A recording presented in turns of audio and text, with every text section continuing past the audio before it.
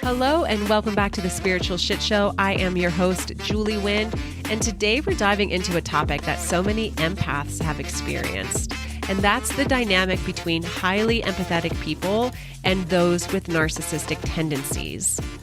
This podcast I have recorded a couple times because it is something that I have personally experienced in my life. And honestly, I find it really hard to talk about because I'm still recovering from it. But when I finally had the courage to share my story, I realized that in sharing the story, it was giving other people the permission to also be like, yeah, I know my mom's a narcissist, or oh my God, I was in a narcissistic relationship for like 15 years and it sucked, or I know I have a sibling, I have a brother and he's a narcissist and we are estranged and it is hard. So the more I was able to talk about it, the more people were able to share that this is more common than not, and how hard it is to heal from being in a narcissistic relationship. And we always joke now, almost in like our support group that we have for one another, that we do need like a 12-step program to get out of being in a narcissistic relationship. This may be a hard topic, but honestly, if you feel like you are an empath in any way, I want you to stick with this podcast and at least listen, because more than likely you will attract a narcissistic relationship. It's just kind of what happens. And I also want to make sure that this conversation stays in a state of compassion and that it stays grounded, because narcissistic tendencies stem from deep unresolved trauma.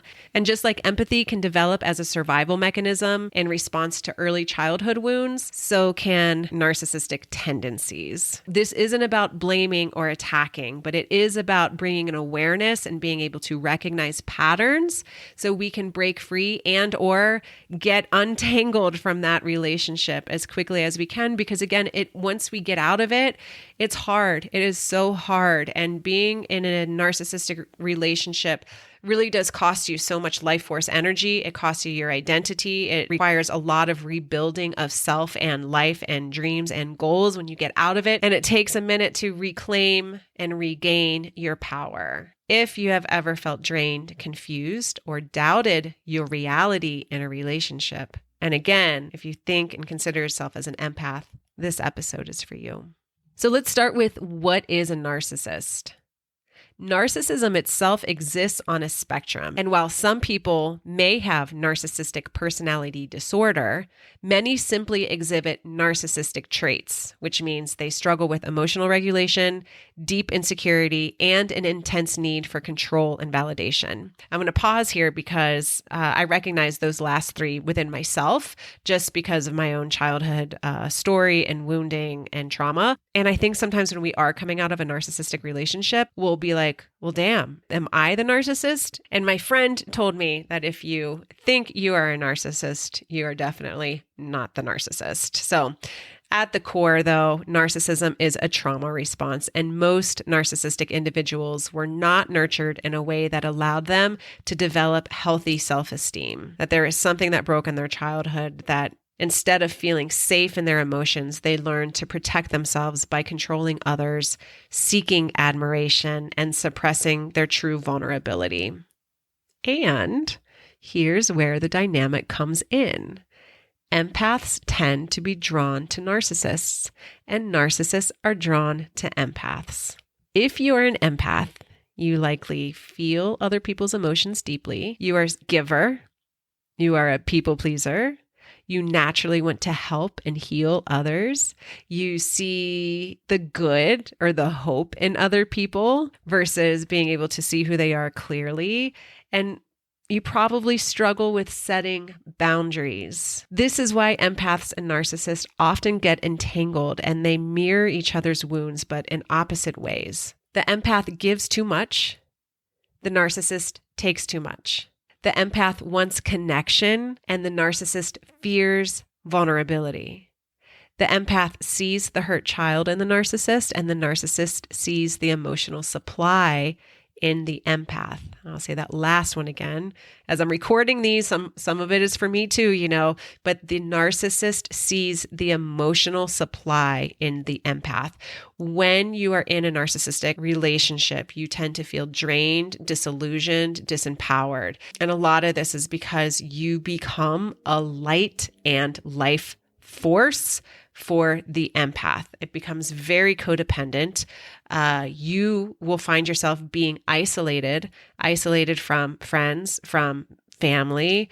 And this is because the more they can isolate you and you become a supply for them, an emotional, an energetic, a light, a life source supply. The result is a cycle where the empath keeps trying to prove their love, thinking they can heal the narcissist. They just don't see all the other things that are happening while the narcissist keeps pulling them deeper with a mix of charm, control, and confusion. When I came out of my narcissistic relationship, I was Googling what a narcissist is. And I remember looking at the top 25 things that are telltale signs of a narcissist. And narcissist in my life checked every single box. And a lot of these things that I was experiencing, but could never had a name for it, or, there was no explanation. I just felt it to be wrong. I felt unhappy in my life. I felt disempowered. I felt isolated. I felt crazy. And then when I was reading these tactics, I was like, damn, that's what that was. They were gaslighting me, or they were isolating me, or they were love bombing me. So I want to go over some of these things with you as well. So number one is love bombing. And at the start of the relationship, a narcissist might shower you with affection or grand gestures or intense attention. You may be their right-hand man. You're the one that they lean on. It's very codependent. Yeah, it's like a whirlwind, and you're happy because empaths want connection. And so when we find somebody that's a soulmate, whether it's a sibling, or a partner or whatever, like when we get that, we just want more of it because they make us feel safe. And love bombing isn't about genuine connection. It's about gaining control. Once they have you emotionally invested, then the energy starts to shift. Gaslighting is something that I also want you to know because it is an incredible manipulation tactic where someone makes you doubt your reality. You may hear phrases like, that never happened, you're imagining things, or you're being too sensitive, or look at you, you're overreacting.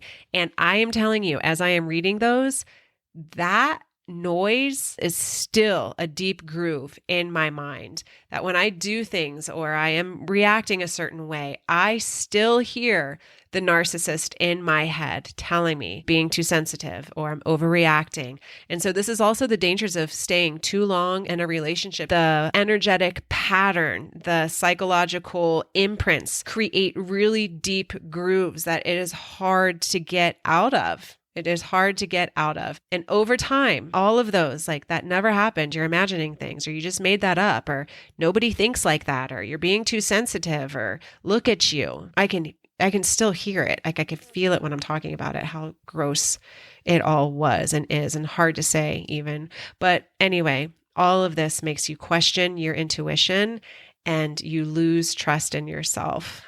And that is why I'm creating this podcast today, because I don't want this for you. It is so hard. And it really is hard if it's a narcissist within the family, whether your partner is a narcissist. It really negatively affects and impacts the entire family.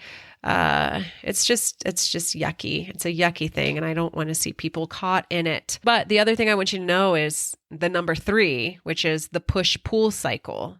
So one moment you're on a pedestal, they make you feel like the most amazing person in the world. And then the next moment they withdraw, or they'll replace you, or they'll criticize you, or they'll just create this distance using silent treatment or other abuse tactics.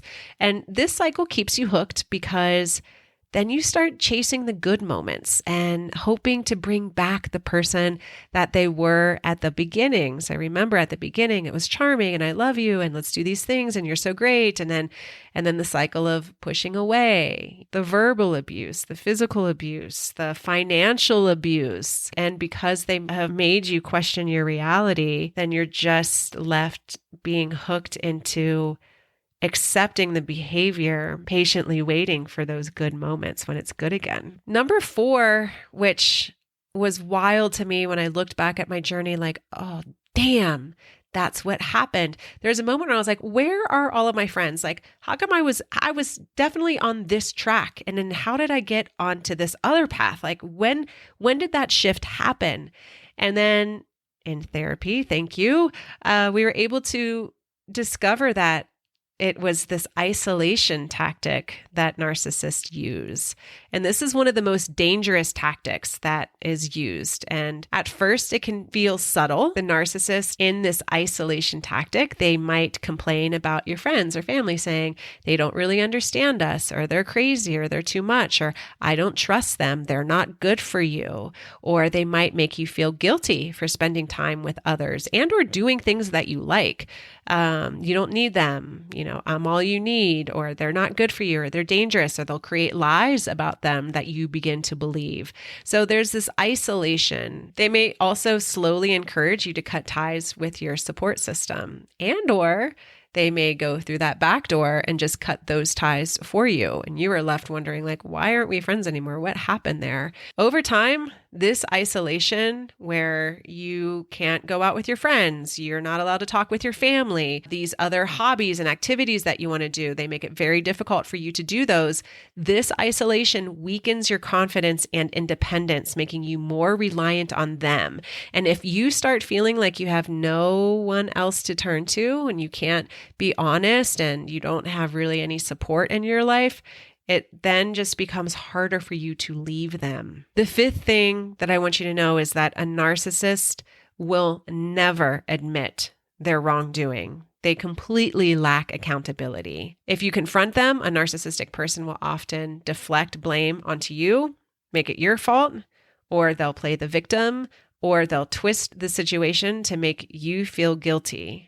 And this is what leaves you feeling confused, like you're always the problem. You're the one who has something wrong with you. You need to go to therapy. It's all on you. And I'm telling you, it is not. It is not. It is not. You're just an incredible empath that is so soft and loving and giving and over giving. And you are just unfortunately or fortunately, because there's a lot of lessons, I guess, to be learned in all of this, but you're just in a narcissistic relationship and I want you to get out. So how do you protect your energy and break free? If you found yourself in these dynamics, I want you to know that you're not broken and you're not too much and you're not crazy and you indeed are lovable and powerful and your empathy is not the problem, but lack of boundaries might be.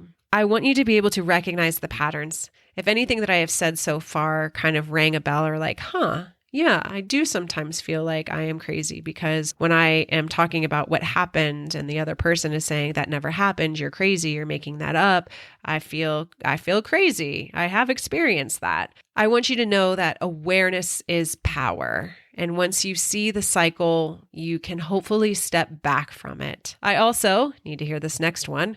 For myself, you have to stop trying to fix them. Healing is an inside job and you cannot love someone into changing. And in my road to recovery out of narcissistic abuse, I had to hear, and it's still hard to believe, that a narcissist is never going to change. They're never going to change. You're never going to get the apology. It's never going to be the relationship that you thought it was, that the relationship, the narcissist, it is never going to change. So if you are hoping that it will, and they will come to their senses and they will be different, or, you being with them will fix them, it is not. It is not. It is not. I also want you to be able to set firm boundaries.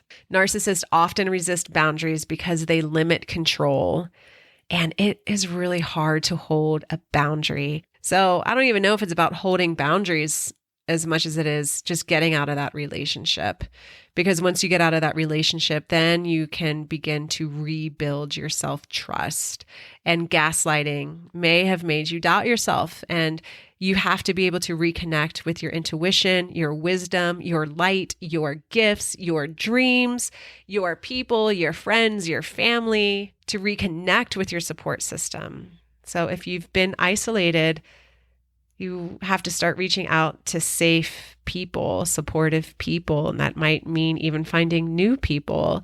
And I also want you to know that you're going to have to prioritize your healing. Therapy has been helpful. Intuitive soul sessions is helpful. Any work that you can do to heal the nervous system is fantastic.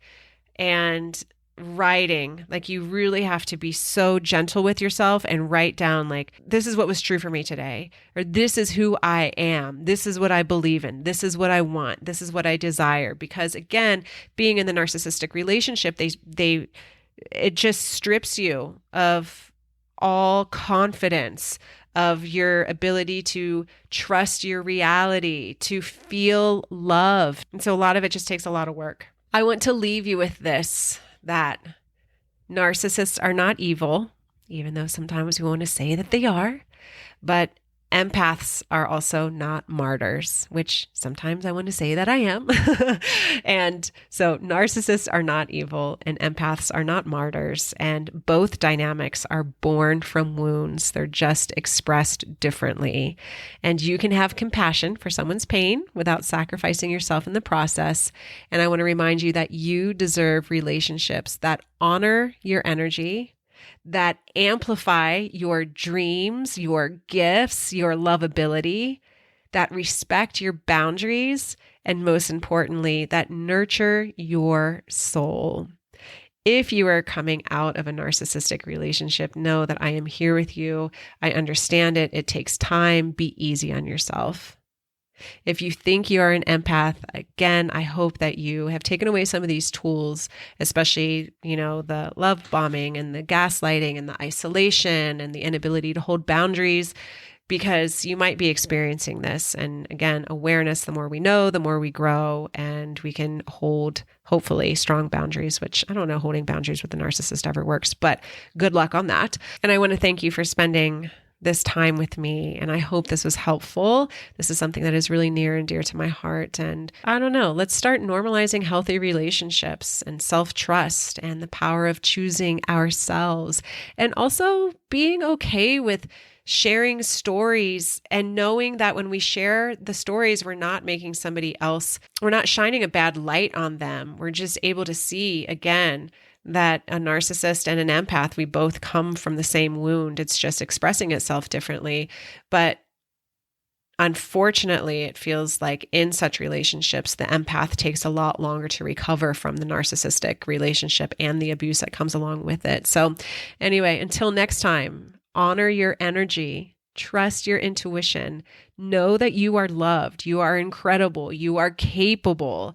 Reclaim your confidence. Know what a badass you are. And remember that you are gold. You are gold and you are loved. I am honoring you and all the things that you are moving through today and always. May you always be in your light, power, and feel supported when you need support in your life. Thank you so much for being here. Much love, Julie.